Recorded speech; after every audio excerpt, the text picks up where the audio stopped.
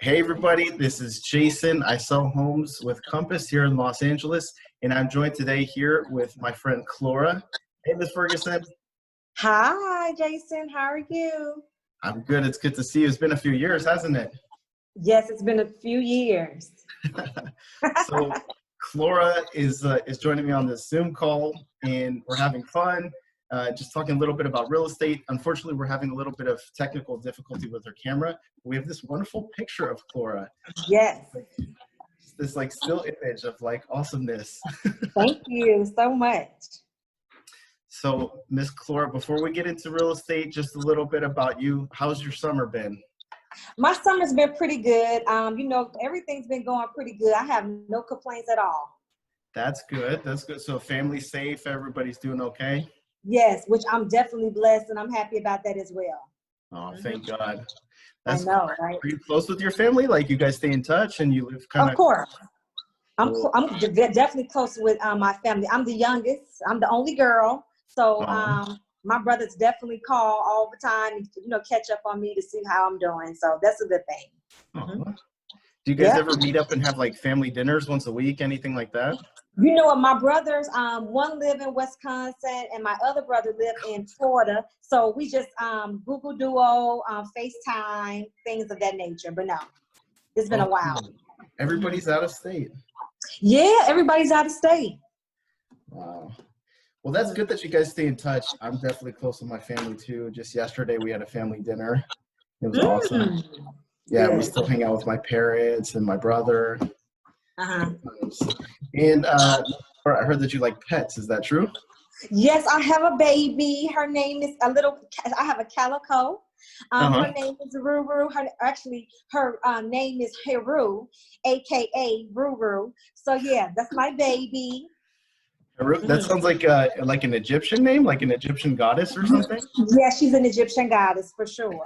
The goddess of the sky. She's really cute. I saw the pictures, like kind of green eyes, like those glowy eyes. Yes, she's so cute. Okay, so Miss Clora, as you know, I have my real estate license, so I want to help you get into a home, buy your first home. How does that sound? Mr. Foreman, I have I just bought a home. Oh, you just bought a home? Yes, I did. And you went with somebody else? I did. Unfortunately, man. I did. Okay, well, congratulations. If you would have went with much. me, then you would have gotten a lower price. But cool. Okay. No, that's actually a good thing because now I'm happy we could go over how to make money off of your home. Have you ever heard of it? Yes. Cool. All right, so let's get into that then. So, for example, let's say that you bought your home, and 1 or 2 years later, the value goes up, like by $100,000 or $200,000. Did you know that with a refinance, you could pull that new value out of your home without selling your home? No, I didn't know that. That's pretty cool. I think you said you've heard of a refinance before, right? I did. Awesome. Yeah, there's different reasons for refinance, but we're going to go, you see a whiteboard screen, right? Right. Awesome. So we're going to go over cash out refinance. Okay. And there's maybe 2 reasons you would do this. Maybe number 1 reason is just to pull out the cash, have it. Number 2 reason would be to like invest it into stocks, bonds, mutual funds, indexes. But the funnest thing that I think you're excited about too, because you love real estate like me, probably to buy more homes, right? Buy more real estate. Cool. All right. So then let's say starting out, I don't know, let's say you bought your home for $400,000. It's a nice round number, right? And then let's say you put a down payment, and after your down payment, you owe something like $350,000, right? So bought the home, just a quick recap, bought the home $400,000. Now you owe, your loan is $350,000. Right. Today, maybe 2 years later, 3 years later, because of a little bit because of improvements you made, but most likely because of the market and because of trends, Your home is now worth, let's say it's worth $500,000. Cool. So you bought the home for $400,000, and now it's worth $500,000. Cool. So let me show you how you can pull money out of it. So first thing is that the value goes up, of course. And then number one is you get an appraisal. Just like when you needed to get an appraisal in order to get a loan on your home, because you didn't buy the home on cash, right? Most of us don't have more than $100,000 just laying around in our wallets. And even people who do have that kind of money don't want to, they want to hang on to it. They put a down payment like you did, like most of us do. So you get an appraisal, and then you pay for the appraisals like $200, $250. And then if you are right, then they'll say, yes, indeed, the home is worth $500,000. Good. So if they say, yes, the home value did go up and it is worth what you said, then you could get a loan. You get a new loan for the new value amount. So step two is get the new loan.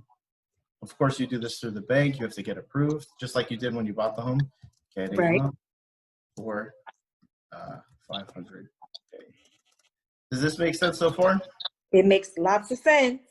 Cool, cool. And it makes dollars too. Cool, so you got the new loan. So now you take that new loan to pay out the old loan. So what you do is you take the difference between what you owe. So new loan minus what you owe equals what you keep in your pocket. So then that example would be the new loan is $500,000. And then we'll subtract, what do you owe? You owe $350,000. Boom. And then so 500,000 minus 350,000, that's a difference of $150,000. You see? Got it. Cool. And then so I'm going to underline this. This is the money that's in your pocket. Here, I'll underline it this way. Boom. So this $150,000 is in your pocket. So, most people, to have this kind of money, they like work their whole life or they save up really hard, but just boom, like that, you have that money. Right. So that's pretty cool. So then you could take $150,000 and you could use that as a down payment and use it to buy another thing.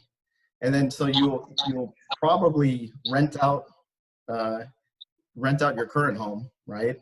Make a little bit of money off of renting it, and then pocket that $150,000 to buy another home, maybe something a little bigger. And then you just keep doing that over and over again. It's cool, huh? That's it. So check this out, Clara. The other cool thing is if you sold the home and after closing costs and everything, you profited, gross profit, $150,000, the government would still chop that with, you know what it's called, right? When that tax, capital gains. But this trick is really cool because when you refinance, you got to check with your accountant. But the main reason that a lot of people like to use this is because when you pull that $150,000, it is debt. It is something that you borrowed, and it's just, that's all your money. You don't pay any capital gains. Of course, each situation is different. You want to check with your accountant. Okay. Pretty cool, huh? Pretty cool. Oh yeah. So then I forgot. That was step 4. And then up here, step 5 is just like ridiculousness. Like buy 6 limousines, or like, or no, before that would be like repeat it, and then like 8 houses later, then buy a fleet of limousines. You know, just go crazy. Right. But all silliness, all fun jokes aside, this is a great way to build wealth for normal people.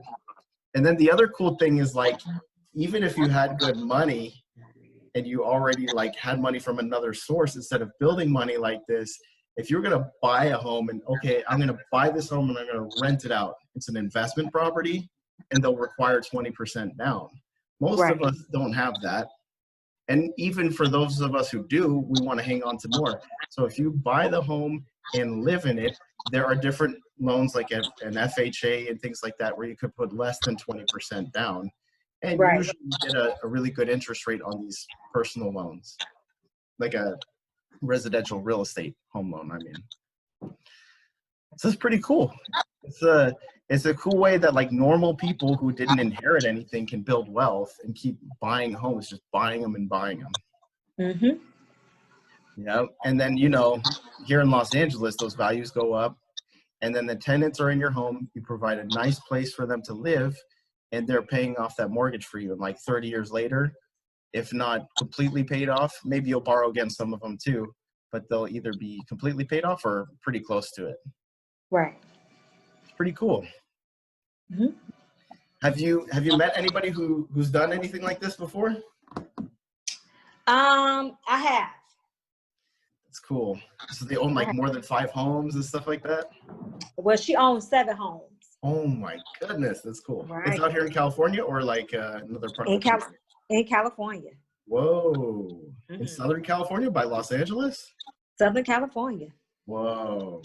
Yeah. Wow. Probably doing pretty good right now then. She is. Mm-hmm. Wow. That's pretty cool. Yeah. Mm-hmm. So you could just keep buying houses and then use them to borrow against the next house. And yeah, it's just, it's really cool. You know, I've met people who said that either they or their family members own multiple homes. And some people just earn a lot of money and just go around investing. That's cool too. But but this is a really cool way that, like, you know, if you just like, you're determined enough and you save up for that down payment, that first home that you just live in can turn into like a tool to buy more and more homes. That's true. Well, there you go. You have begun your journey to wealth by simply just buying your first home and enjoying it. It's not an investment, but just enjoying it. But in the future, if the value goes up, which it probably will, we're in Los Angeles, you can borrow against it. Oh, and I believe the question has something to do with refinancing, where I can get my my interest rate, not my interest rate, but my what is it? My mortgage lower, a lower mortgage. Oh yeah, that's easy. Just if like if you bought the home at 5% interest rate or whatever, then the federal interest rate is lower. You could just replace the interest rate as long as you qualify for that loan. Sometimes people refinance and they don't actually, it's not because the home value went up, it's just because the interest rate lowered. So they get the appraisal and just, so like, for example, check this out. They borrowed $500,000 on a home and the interest rate was, oh, here, let me share with you. So check this out. Somebody spent $500,000 on a home and the interest rate is 5.5%. Do you see the monthly payment right here? Right. So let's say it's the same home, they owe the same amount, but then the interest rate goes down to 3.2%. So we've got $3,600. You refinance, you don't pull any cash out. You just get a different interest rate. You have a higher credit score. So you go from $3,600 to $2,900 if the interest rates went from 5.5 to 3.2%, and you're paying this. So can you get that right away? How long does it take? You have to live in the home for. That was the question. Okay. So Clara, did you plan on refinancing your home at some point, maybe to pull out cash? I did. I was trying to figure out when can I refinance? Because I bought the house in March. Oh, congratulations. Thank you. So I'm trying to figure out how long does it take for me to refinance? Do I have to stay in the house for a year, 2 years for me to refinance, or can I do it in the next month or so? That's a good question. Usually banks have a seasoning period, and you have to talk with, do you know what bank you're with? It's like Bank of America, Chase, or whatever. Bank of America. Cool. So you'll talk to your person from Bank of America, and then usually the seasoning period is like 6 months or a year. Okay. So yeah, once again, you could refinance to get rid of your mortgage insurance if you paid less than 20% down, but then the value went up and now you have 20% equity. Or if the interest rate when you bought was maybe 5%, and then the interest rate goes down after that seasoning period, whatever the bank seasoning period, most banks have it, then you could refinance. It's usually a year. Okay. Yeah. Check with your loan guy. And if they can't really let you know, I know a really good guy too. You could just let me know. I know a guy, and he's with Bank of America. He could help you guys out too. Okay. Cool. Is this exciting? It's very exciting. Was it pretty clear? Just kind of laid out step by step like that? Yes, it was very clear. I'm glad. You know, this is cool. Like a lot of my friends, they don't own a home. They want to buy a home, but you're already there. So this was cool, kind of taking one step further. Oh, yeah. Miss Cora, thank you for joining me. Before we go, do you have any questions about real estate or refinancing? Do I have any questions? Can you tell me the interest rate? What's the interest rate now? So I know it was 3.5 like 6 months ago. Do you know the interest rate as of today? It goes up and down a little bit, and then there's the federal interest rate, but it's a little different for individuals. But if you have a good credit score and you have a good FICO score and you have a pretty good debt to income ratio, you probably pay anywhere from like 3.2 to 3.5%. Okay. Okay. So they're really low right now. So it's not down. It's not down to the twos yet. You could check with your bank, especially if your credit score went up, you might qualify. Sometimes, you know what, like every few months I'll call my mortgage guy. I'll be like, hey, did they go down, or will I qualify for a lower rate? You just call them, it wouldn't hurt. Okay. But yeah, for most people, it's not down that low. Okay. Yeah. But if you got like a 3.5, you're pretty good. And don't forget, even if you do refinance to lower that interest rate, you'll have to pay the appraiser $250. So if you don't at least save $250 over the span of the year with those lower payments, it's not even worth. It's not even True. But yeah, keep an eye out because those interest rates are super low right now. So that could be played in your advantage for sure. And everything that's going on, it looks like we're doing pretty good, but it looks like they want to boost the economy and keep it going with people who aren't able to work and things like that. So that may be an incentive for them to lower an interest rate. Right. We'll see. I was thinking the same thing too. Cool. All right, Flora, if you need anything, I'm here. You could go ahead and shoot me a text, or you could call me. I definitely will. Thank you so much for checking in with me and helping me. It's definitely a pleasure seeing you, and I really appreciate it. That's cool. Maybe when everything clears up, then maybe we could get a coffee or something like that. That'd be fun. But right now, everybody's social distancing with the gloves and the mask and everything. I know. All right, and for all you guys out there, if you want to sell your home in the Los Angeles area, look no further. I'll sell for you with you guys for the highest price. I'll attract multiple qualified buyers for you guys. Just call the number. Where do they see the number, Ms. Ferguson? At the bottom of the page. There we go, right where I'm pointing, right down below. All right, thank you guys. Thank you, Clara. Say goodbye to everybody. You're welcome. Bye. It's great catching up with you. All right, guys, thank you, and we'll see you soon. See you soon.